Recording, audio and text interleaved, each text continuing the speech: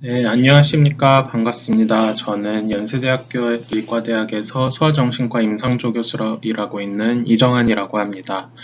우선 오늘 초대해 주셔서 너무 감사합니다. 저는 결절성 경화증과 소아정신과 질환들이라는 주제로 오늘 발표를 진행하도록 하겠습니다. 직접 대면으로 뵙지 못해서 너무 아쉽기는 하지만 그래도 간략하게나마 제 소개를 드리겠습니다. 저는 어린이병원 2층에서 주로 소아정신과 외래를 보고 있고요.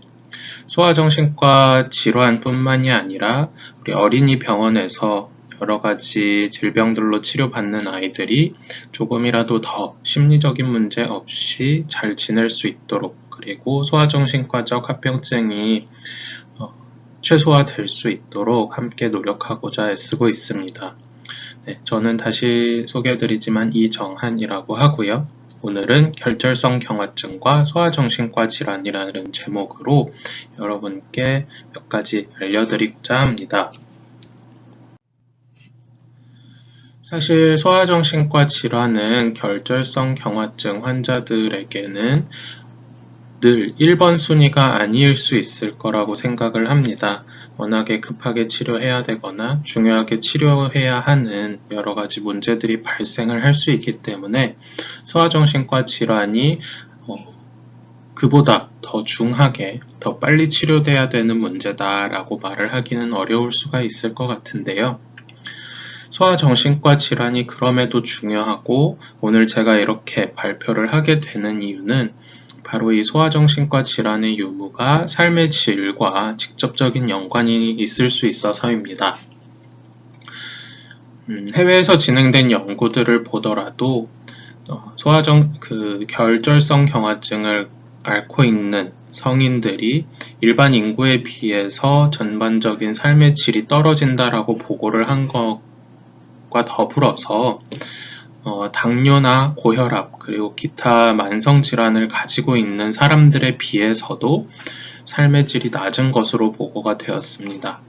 그리고 그뿐만이 아니라 보호자들도 그 삶의 질이 굉장히 낮게 평가되었는데요. 다른 만성질환을 가진 자녀를 둔 부모들보다도 결절성 경화증을 가진 자녀를 둔 부모들의 삶의 질은 현저하게 낮은 것으로 확인을 할 수가 있었습니다. 여러 가지 이유들이 있겠지만 이 결과를 보고한 논문에서 살펴보면은 여러 가지 이유들 중에서도 정신과적 증상이 동반된 환자들의 경우 환자 보호자들 모두에게 삶의 질의 저하를 가져오는 결과를 보였다라고 보고를 하고 있었는데요. 이처럼 정신과적 증상은 당장의 어떤 생명의 위협이나 큰 문제와는 직접적인 연관이 없을 수 있지만 삶의 질의 측면에 있어서는 굉장히 중요한 의미를 가진다라고 할 수 있을 것 같습니다. 그런데 소아정신과 질환을 보는 데는 굉장히 여러 부분들이 고려가 되어야 합니다. 일반 아동들도 그렇고 결절성 경화증을 가진 아이들도 그렇고 모두 다 뇌가 발달하고 있는 단계이기 때문에 아이들에게 어떠한 문제들이 발생했을 때 예를 들어서 분리불안이라던가 야뇨증, 환각, 공포증 이런 문제들이 발생을 하였을 때도 이러한 문제가 생긴 연령이나 발달 단계가 어느 수준인지를 좀 확인을 해 보아야 하고 그 발달 단계에 따라서 이 문제들이 실제로는 정말 치료를 받아야 될 문제가 아니고 일반적으로 발달이 더 진행됨에 따라서 나아지는 문제인 경우들도 굉장히 많이 있습니다. 그렇기 때문에 발달 단계를 고려해야 되고요. 성인이 될 때까지 뇌 발달은 진행을 하기 때문에 증상이 없어지기도 하고 기존에 있었던 증상이 다른 증상으로 변화를 하기도 하기 때문에 이거를 추적 관찰을 하는 게 굉장히 까다로울 수 있습니다. 그래서 전문가의 도움을 받아서 추적 관찰을 하는 게 반드시 필요하다라고 말씀을 드릴 수 있고요. 아이들의 증상이 그냥 단순히 생물학적인 것만은 아니고 가족이나 학교 생활 등의 환경적 요인에도 크게 영향을 받기 때문에 우리가 아이들을 볼 때는 어떤 증상을 가지고 있는지, 그리고 나이와 발달 수준이 어떻게 되는지, 그리고 고려해야 될 환경적 요소는 없는지 모두 총체적으로 확인을 해서 아이들의 평가와 치료 여부를 결정을 해야 합니다. 소아정신과 질환에는 굉장히 다양한 문제들이 있습니다. 대표적으로 신경발달장애라고 해서 자폐 스펙트럼 장애나 지적장애, ADHD 등이 있을 수가 있고, 수면각성장애나 배설장애 같은 생리기능장애, 그리고 우울증으로 대표되는 정서 및 기분장애, 혹은 축동조절장애와 같은 행동장애들도 모두 포함이 됩니다. 그래서 이 범위 안에 포함이 되는 내용들은 모두 다 소아정신과에서 같이 상담을 하고 진단 및 치료를 할 수 있는 부분들이 있다라는 것들을 기억을 해주시면 좋을 것 같습니다. 결절성 경화증에서는 정신과 공존 질환율이 굉장히 높다라고 알려져 있습니다. 그래서 지적 장애가 50%에서 진단이 되고요. 40%에서 자폐 스펙트럼 장애가 진단이 된다고 합니다. 물론 그 병의 특성상 지적 장애와 자폐 스펙트럼 장애는 동시에 진단되는 경우들도 굉장히 많고요. 이러한 발달 장애를 제외하고도 여기 텐드라고 써 있는 게 결절성 경화증과 관련된 정신과 질환이라는 뜻인데, 그런 문제들이 90% 가까이 있다라고 보고되어 있습니다. 그래서 외국에서는 이 텐드라고 하는 울타리 안에 여러 가지 문제들을 묶어서 같이 평가를 하기도 한다고 하는데요. 어떤 것들이 있는지를 살펴보면은 우선은 이런 공격성이라던가 불안, 우울, 자해, 아니면 과잉 행동과 같은 행동 문제들을 평가를 하기도 하고, 인지 문제나 학습 문제를 평가하기도 합니다. 그뿐만 아니라 이런 주의력이나 기억력과 같은 신경 심리적 문제나 자신감, 자기 효능감, 그리고 여러 가지 스트레스와 같은 심리 사회적인 문제들을 다루기도 합니다. 마지막으로 자폐 스펙트럼 장애, ADHD, 우울 장애 등등 실제로 정신과 질환에 진단될 수준의 문제가 있는지도 확인을 한다고 하네요. 그러면 이게 다 중복이 돼서 계속 결과들이 나오고 있는데, 개략적으로 결절성 경화증 환자들에서 정신과 진단을 받는 환자들이 얼마나 될까를 살펴보았더니 결절성 경화증 환자의 약 40%가 이런 정신과적 문제를 함께 가지고 있다라고 보고가 되고 있습니다.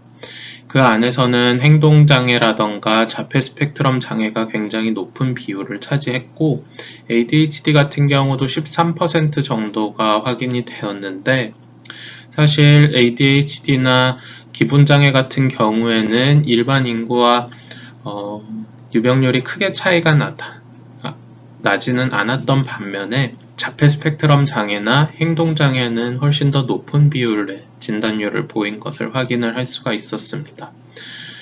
그리고 이 결절성 경화증 환자 113명을 대상으로 확인을 해보았더니 정신과적 약제를 쓰지 않는 경우는 오히려 10% 정도밖에 되지를 않았고요.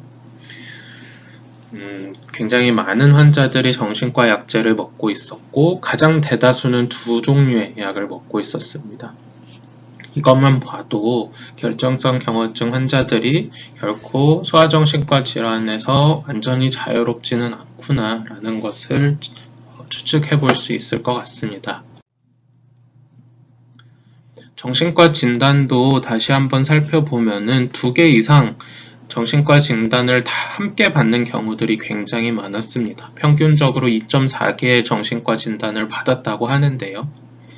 해당 논문에서도 그렇고 다른 곳에서도 그렇고, 그러면은 도대체 어떤 정신과 질환이 가장 많이 발견이 되냐를 확인을 하기 위해서 찾아봤더니, 앞에서도 반복적으로 나오고 있는 발달과 사회성 문제가 굉장히 두드러졌었고요.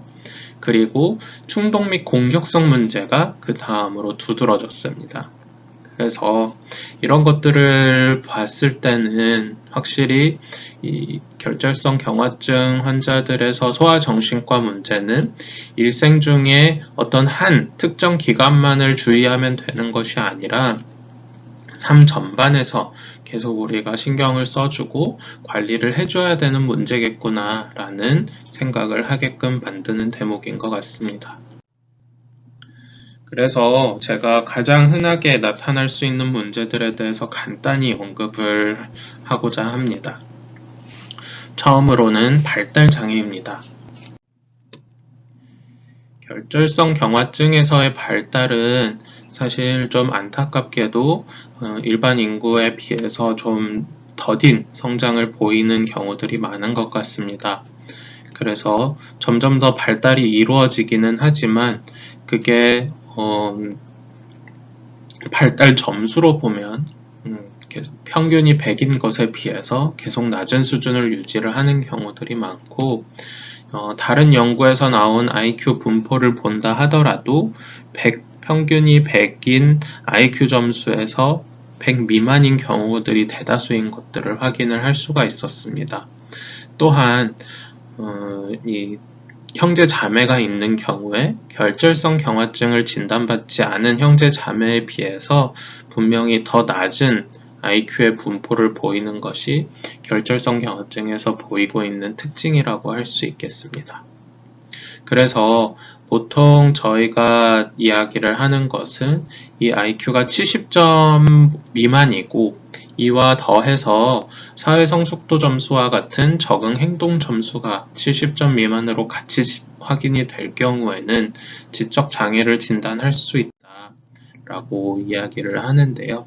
그 지적 장애는 어쨌든 발달, 특히 인지 발달이 많이 더딘 것을 뜻하고 이 발달을 여러 가지 발달 치료라던가 다른 교육적인 측면으로 조금이라도 끌어주고 적응 능력을 올려주는 것이 치료라고 이야기를 할 수가 있을 것 같습니다. 그래서 지적 장애에서 치료라고 한다면 우리가 여러 가지 발생할 수 있는 문제들에 대해 대비하는 예방적인 차원이 있을 수 있고 언어, 인지, 운동과 같은 발달이 뒤처진 영역에 대해서 특수 교육을 하거나 학령기 전에는 이런 발달 치료들, 흔히 언어치료, 감각통합치료, 인지치료, 작업치료라고 부르는 발달 치료들을 진행을 함으로써 좀 발달을 도와주려는 노력을 하는 것이 가장 주된 치료다라고 이야기를 할 수 있을 것 같고요. 학령기를 넘어가면서는 이제 특수교육이나 아이의 수준에 맞는 적합한 교육들을 제공을 함으로써 아이가 적응 능력들이 향상될 수 있도록 도와주는 것이 중요합니다. 사실 지적장애가 아니다 하더라도 이 경계선 지적 기능이라는 경계선 지적 기능이라고 부르는 수준의 인지 기능을 가지고 있는 경우에도 학령기에 들어가서는 학습 문제들이나 여러 가지 문제들이 생길 수가 있는데요. 이 경계선 지능이라는 것은 일반 인구학적으로도 13% 정도에 해당한다라고 알려져 있어서 사실 굉장히 흔한 문제라고 이야기를 할 수 있습니다. 이 경계선 지능이 있는 경우에는 주의 집중 문제나 기억력 문제 혹은 복잡한 문제들을 해결하기 어려워하는 문제들이 발생을 할 수 있기 때문에 긴밀한 도움이 필요하다라고 이야기를 할 수가 있는데요. 결국은 아이의 수준에 맞는, 그러니까 아이의 연령이나 그 학교 진도에 맞추는 것이 아니라 아이의 연령에 맞는 교육과 도움을 제공을 해서 조금씩 능력을 향상시켜 나가는 것이 중요하다라고 할 수 있겠습니다. 그 다음으로 생각해야 할 것이 자폐 스펙트럼 장애인데요. 앞에서도 말씀드렸듯이 자폐 스펙트럼 장애가 결절성 경화증에서 동반되는 경우들이 굉장히 많이 있습니다. 근데 그와 더불어서 또 중요한 것은 이게 결절성 경화증 환자들을 대상으로 연구를 한 것인데 자폐 스펙트럼 장애에 진단이 된 아이들이 인지 발달, 자체도 더 늦는 것으로 확인이 되었습니다. 그거는 비언어성 지능이건 언어성 지능이건 모두 해당되는 얘기인데요. 자폐 스펙트럼 장애의 경우에 이런 인지 발달 문제도 동반이 된 경우들이 많아서 세심한 관리가 필요할 것 같습니다. 자폐 스펙트럼 장애의 치료는 기본적으로 인지 기능이 늦었을 때 하는 이런 여러 가지 개별적인 발달 치료들, 언어 치료나 인지 치료, 그리고 감각통합 치료 등의 치료들을 하는 것들도 도움이 되고, 특히 자폐 스펙트럼 장애에서는 우리가 ABA라고 부르는 응용 행동 분석이라던가 그 외에 다른 포괄적 치료 모델을 이용해서 치료를 진행을 하기도 합니다. 그리고 여러 가지 특수 교육이나 교육적인 개입을 통해서 아이의 적응 능력을 향상시켜 주기도 하기 때문에 이런 부분들은 지적 장애건 자폐 스펙트럼 장애건 의사들의 가이드를 받아서 치료를 진행을 할 수 있으면 더 좋을 것 같습니다. 발달장애가 동반된 것으로 이미 확인이 된 경우에 약물 치료에 대해서 궁금해하시는 보호자분들이 굉장히 많은 것으로 알고 있습니다. 그래서 흔히 지적장애나 자폐 스펙트럼 장애를 진단받은 아이들은 정서적으로나 이런 충동적으로 아니면 산만한 모습들도 그렇고 여러 가지 행동 문제들도 같이 발생을 할 수가 있는데 이런 여러 가지 문제들이 발생을 해서 아이의 생활이나 양육 과정에서 큰 어려움이 있을 때는 정신과적인 약제들을 통해서 이들을 조절을 하려는 노력을 굉장히 많이 하게 됩니다.